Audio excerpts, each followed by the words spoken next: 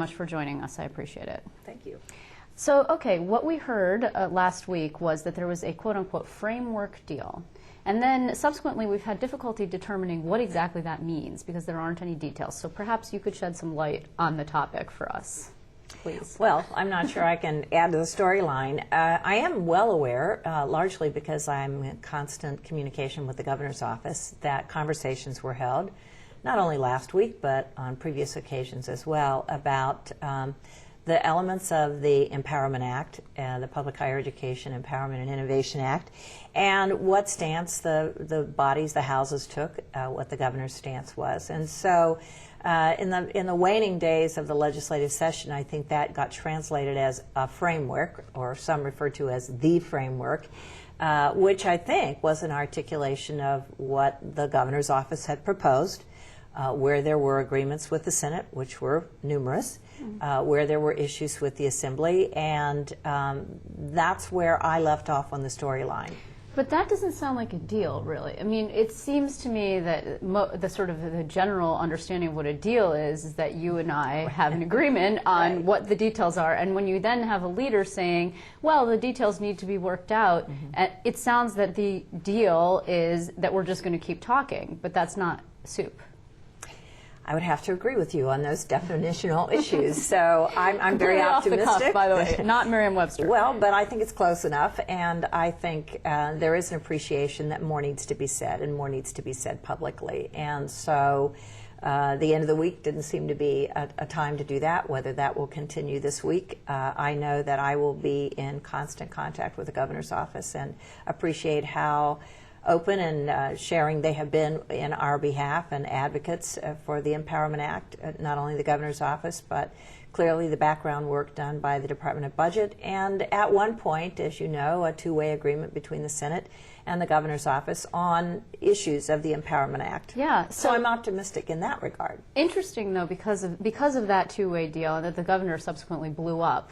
And then, you know, he said it wasn't sufficient. The Senate had given him something on paper. He wasn't satisfied. There were much speculation as to why.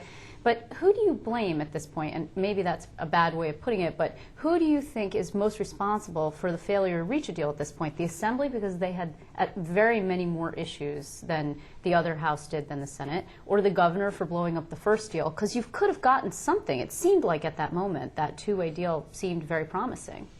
Well, I think, first of all, the Empowerment Act it's complex. It is massive reform. I have said on a number of occasions it's as big in terms of how we're going to operate going forward as the big ideas of creating SUNY in the first place.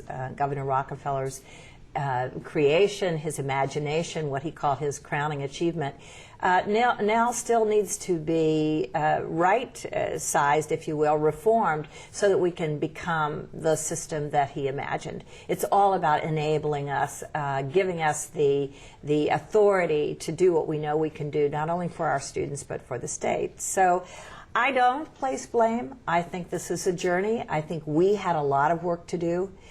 We felt that we needed to push the reset button on our relationships with the legislature, so I've worked really hard personally to get better acquainted with each of the legislators, to build a relationship with the governor's office, to appear before the higher education committees of both the Assembly and the Senate, to work with our constituency. You know, we had endorsement from our faculty senate, from the student assembly, from a number of economic organizations, from some, but not all, of labor.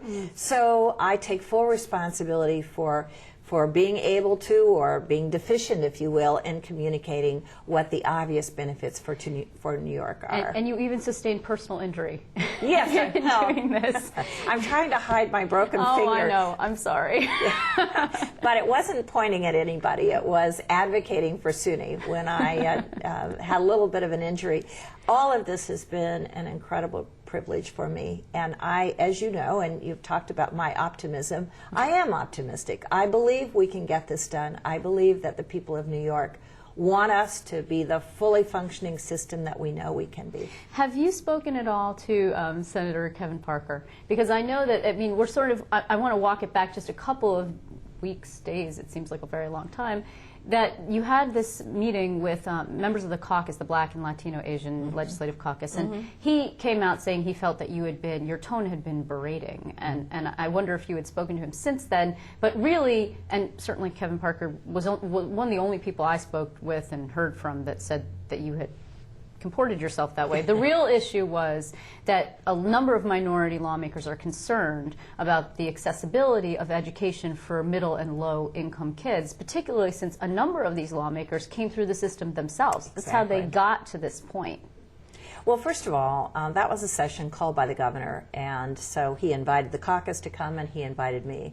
And I was delighted to be there. I think we should have more of these discussions, not fewer. We should get more issues out on the table and talk about our differences. So no, I haven't spoken again with Kevin Parker, and don't even recall why he would have had that feeling, because I thought this was really an opportunity to share both our agreements and our differences. And I thought the governor did a great job. So one of the issues raised repeatedly by a number of the political leaders in that room was, can we protect access? Right. This is the same protection we have been offering for years. This is at the core of what the State University of New York does. And we and the governor both addressed the issue that if through tuition increases, there is a gap between the $5,000 of the tuition assistance program and what our new tuition would have been under the Empowerment Act, that together we would close that gap. With a TAP reimbursement? A TAP reimbursement, as you know, some parties, I think the Assembly, have advocated that the governor's office or that the state close that gap 100%. I think that would be great too. I think it is the state's commitment to access that the tuition assistance program exists, but I would also want our viewers to know that we were willing to step up and take the first dollars from any tuition increase to close that gap. Through SUNY itself. So SUNY through the tuition revenue. And I think this is something people, it's hard to hear, there's so much noise, but this is what we were willing to do, and of course I said that at the meeting. The interesting thing was that once you make the statement that access needs to be protected, and then you respond that these are the vehicles for protecting access,